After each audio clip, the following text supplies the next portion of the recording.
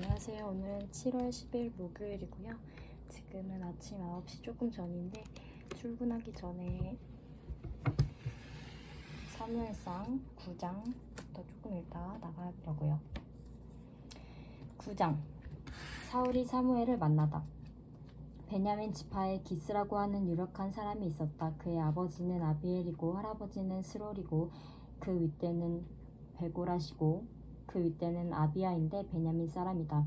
그에게는 사울이라고 하는 아들이 있었는데 잘생긴 젊은이였다. 이스라엘 사람들 가운데 그보다 더 잘생긴 사람이 없었고 키도 보통 사람들보다 어깨 위만큼은 더 컸다. 그런데 사울의 아버지 기스는 자기가 기르던 암나기들 가운데서 몇 마리를 잃고서 자기 아들 사울에게 종을 하나 데리고 가서 암나기들을 찾아보라고 말하였다. 사울은 종을 데리고 에브라임 산간 지역과 살리사 지방으로 두루 다녀보았으나 찾지 못하였다. 사알림 지방까지 가서 두루 다녀보았으나 거기에도 없었다. 베냐민 지방도 다녀보았으나 거기에서도 찾지 못하였다. 그들이 숲 지방으로 들어섰을 때에 사울이 자기가 데리고 다니던 종에게 말하였다. 그만 돌아가자. 아버지께서 암나기들보다 오히려 우리 걱정을 하시겠다.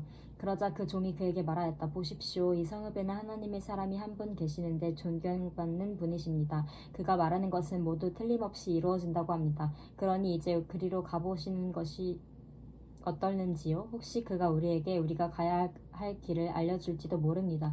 사울이 종에게 말하였다. 그래, 한번 가보자. 그런데 우리가 그분에게 무엇을 좀 가지고 가야겠는데 우리 주머니에는 빵 하나도 남아있지 않으니 하나님의 사람에게 드릴 예물이 없구나. 우리에게 뭐 남아있는 것이 좀 있느냐?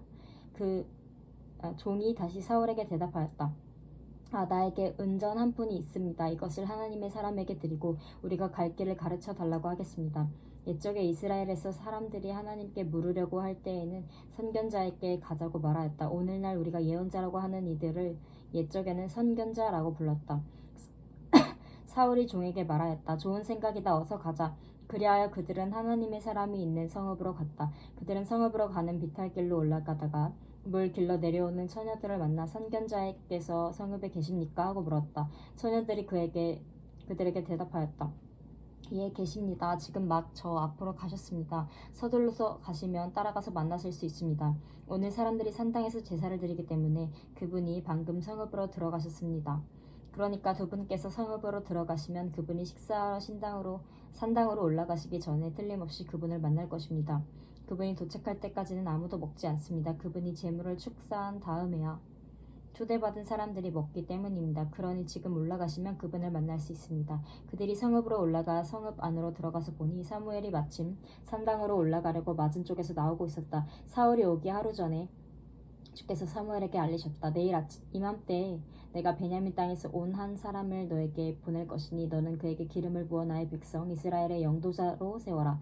그가 나의 백성을 블레셋 사람의 손에서 구해낼 것이다. 나의 백성이 겪는 고난을 내가 보았고 나의 백성이 살려달라고 울부짖는 소리를 내가 들었다.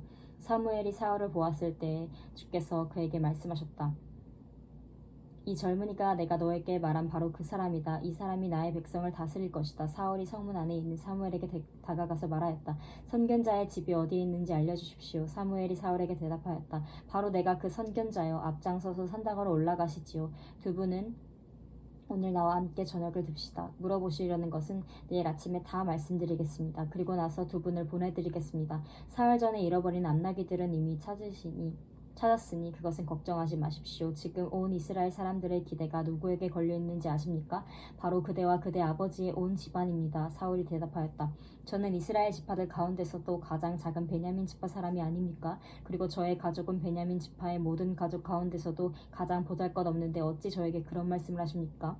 사무엘은 사울과 그의 종을 데리고 방으로 들어가서 초대받은 사람들의 윗자리에 앉혔다. 거기에 모인 사람들은 30명쯤 되었다. 사무엘이 요리사에게 일렀다. 내가 자네에게 잘 간수하라고 부탁하며 맡겨두었던 부분을 가져오게.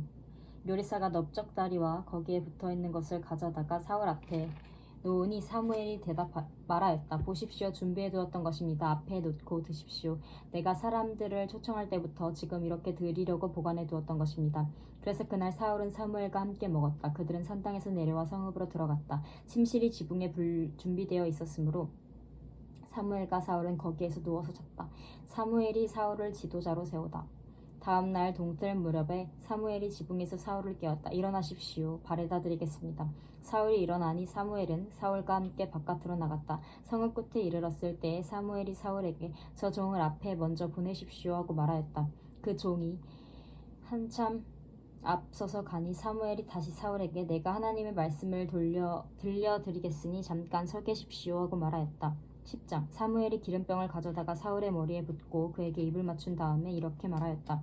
주께서 그대에게 기름을 부으시어 주의 소유이신 이 백성을 다스릴 영도자로 세우셨습니다. 오늘 나를 떠나서 가시다가 베냐민 지역 셀사에 이르시면 라헬의 무덤 근처에 두 사람을 만나실 터인데 근처에서 그 두 사람을 만나실 터인데 그들은 그대의 부친이 찾으러 다니던 암나귀들은 이미 벌써 찾았고 부친께서는 암나귀들 걱정을 놓으셨지만 이제 오히려 아들과 종의 일이 걱정이 되어 찾고 계신다고 말할 것입니다. 또 거기에서 더 가다가 다볼의 상수리나무에 이르면 거기에서 하나님을 뵈려고 올라가는 세 사람을 만날 것입니다. 한 사람은 염소 새끼 3마리를 데리고 가고 한 사람은 빵 3덩어리를 가지고 가고 또 한 사람은 포도주 가죽부들을 하나 메고 갈 것입니다. 그들이 그대에게 안부를 묻고 빵 2덩이를 줄 것이니 그것을 받으십시오. 그런 다음에 그대는 하나님의 산으로 가십시오. 그곳에는 블레셋 수비대가 있습니다.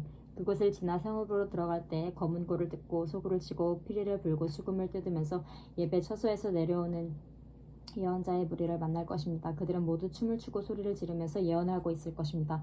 그러면 그들에게도 주의 영이 강하게 내려 그들과 함께 춤을 추고 소리를 지르면서 예언을 할 것이며 그들은 전혀 딴 사람으로 변할 것입니다. 이런 일들이 그들에게 나타나거든 하나님이 함께 계시는 증거이니 하나님이 인도하시는 대로 따라하십시오. 그대는 나보다 먼저 길갈로 내려가십시오. 그러면 나도 뒤따라 그대에게 내려가서 번제와 화목제물을 드릴 것이니 내가 갈 때까지 이래 동안 기다려 주십시오. 그때 가서 하셔야 할 일을 알려드리겠습니다. 사울이 사무엘에게서 떠나려고 몸을 돌이켰을 때에 하나님이 사울에게 새 마음을 주셨다. 그리고 사무엘이 말한 그 모든 증거들이 그날로 다 나타났다. 사울이 종과 함께 산에 이르자 예언자의 무리가 그를 맞아주었다. 그때 하나님의 영이 그에게 세차게 내리니 사울이 그들과 함께 춤추는 소리를 지르면서 예언을 하였다. 이전부터 그를 알던 모든 사람들이 보니 사울이 과연 예언자들과 함께 그렇게 예언을 하는 것이 아닌가? 그래서 그들이 기스의 아들에게 무슨 일이 일어났는가? 사울이 예언자가 되었는가? 하고 서로 말하였다. 거기에 사는 한 사람이 다른 예언자들은 어떻습니까? 그들의 아버지가 누구라고 생각하십니까? 하고 물었으므로 사울마저도 예언자가 되었는가? 하는 속담이 생겼다. 사울은 예언을 마치고 나서 산당으로 갔다. 사울의 삼촌이 사울과 그 종에게 어디를 갔었느냐 하고 물었다. 사울이 대답하였다. 암나귀들을 찾으러 갔지만 찾을 수가 없어서 사무엘에게 갔었습니다. 사울의 삼촌이 또 말하였다. 사무엘이 너에게 무슨 말씀을 하시더냐? 나에게 말하여라. 사울이 삼촌에게 말하였다. 암나귀들은 이미 찾았다고 우리에게 일러주셨습니다. 그러나 사무엘이 사울 자신에게 왕이 될 것이라고 말한 것을 그에게 알려주지 않았다. 사울이 왕으로 뽑히다. 사무엘이 백성을 미스바로 불러 주 앞에 모아놓고 이스라엘 자손에게 하나님이 하신 말씀을 전하였다.